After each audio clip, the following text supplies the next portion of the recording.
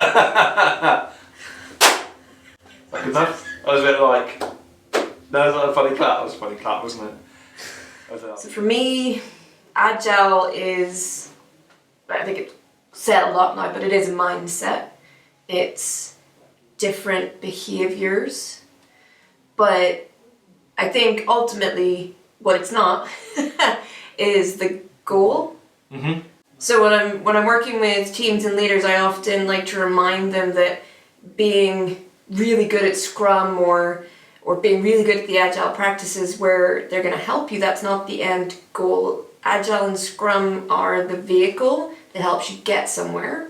But if you don't know where that is that you're trying to get to, you're either driving around in circles or worse, going in the wrong direction. So for me, yeah, Agile is a mindset and it's behaviors and it's a way to achieve something. But what that something is has to come down to the organization and the people involved.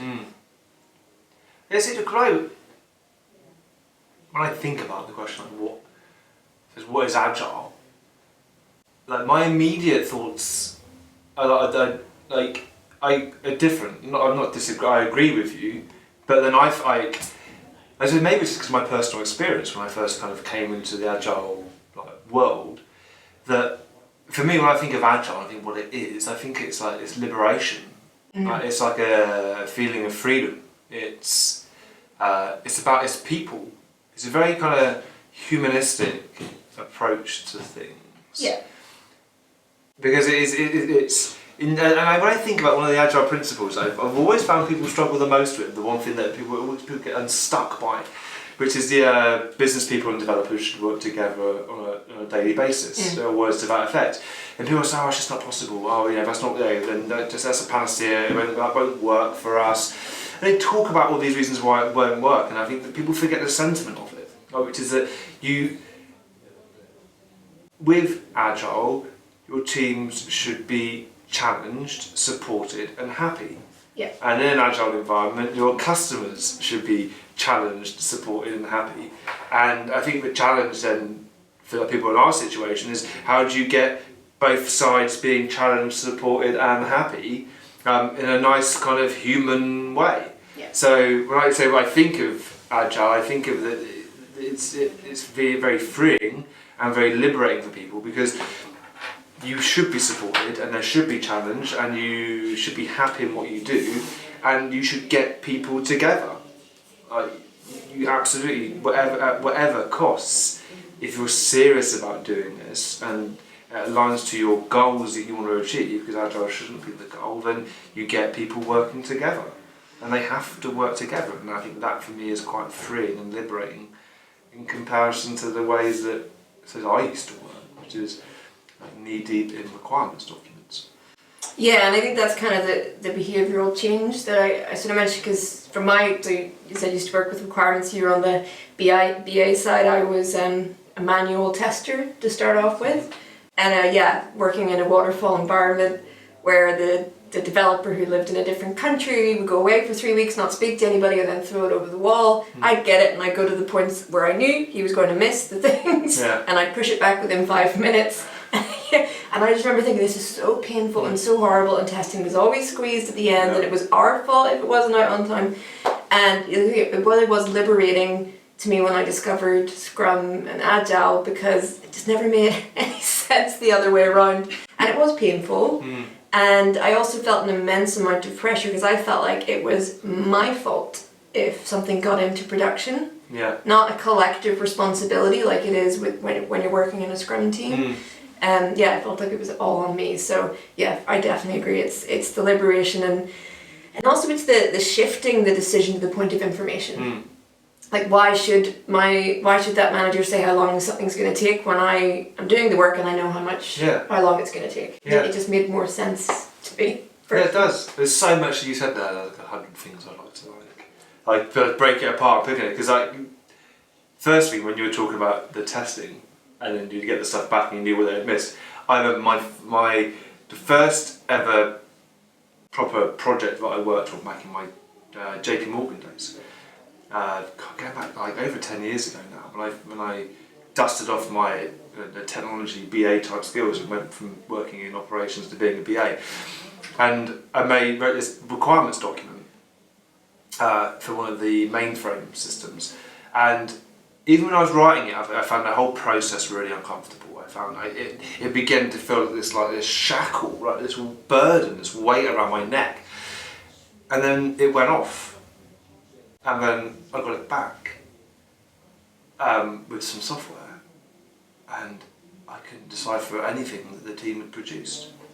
I had no idea. Like the software, the software I'd been presented with bore no resemblance to the model I had in my mind. It was probably exactly what was written down, but it bore no resemblance to this model I had in my mind of how it would work, and the pain, and then the shackles of that, the weight that put on me, the sense of the inability to move, the effort to then start building relationships when there wasn't time to build the relationships. It was awful. I really didn't enjoy that. It was a really unpleasant situation. And then sadly I didn't kind of find Agile till a couple of years after that. But that reoccurring pattern was a very horrible situation to be in.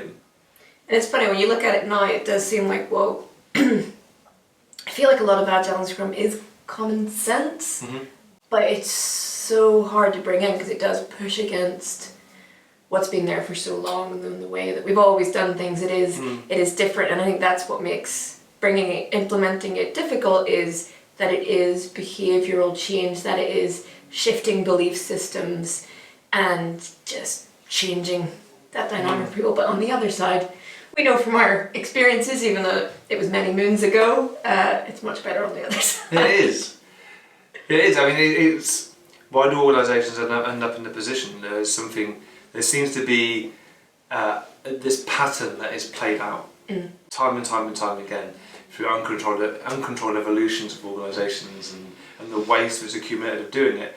And I think, like, what does Agile mean for me? I think, if I put myself in someone else's shoes, what does Agile mean for them? I think other people think it's a fad, that it will pass. But it's just jargon. If it's jargon, but it's what they're already doing. Do you know what? I wouldn't challenge any of that. I wouldn't challenge any of it. Right? They probably are doing bits of it, and it probably is a fad, and it will pass. Right? And what we'll maintain will be the bits that make sense for people and the stuff that's worked, because that's the way that we generally operate as human beings. So I do think going back to what you were saying about Agile not being the goal, how can you focus on Agile and the behaviour changes and what it means, still use it by name, but not have it become something which people don't want to push away? You're trying to sell that's being pushed, and I try to avoid all jargon at all costs. It reminds me, I long conversations with another colleague of mine. We were both Scrum Masters at the same time. This is only going back like 6 months. And I said to him at some point, I said, it's not your job to convince people. You are not here to convince people of stuff. Like, if they want to push back, if they don't think this will work, then believe that, right? And then we will find a way to take them on the journey, or to work with their management, to work with them and try and pivot and shift things a little bit. But it's not your job to convince. And if I'm ever hired to come in and convince someone, I wouldn't take the job. It's not my job to convince. It's not worth it. No. That's what they say, but unless, like, in this kind of pre-contemplation stage, there comes a point where you can, okay, there's a problem, I'm going to contemplate what I can do about this. And before that, you're in this pre-contemplation stage where you can't, you're not seeing any of the solutions because you don't even see the problem. Yeah. And I think that the problem is with Agile and what it means to people like us who are passionate about it, is that then everything else is a problem. And that's a really hard message for people. I mean, problems are subjective. But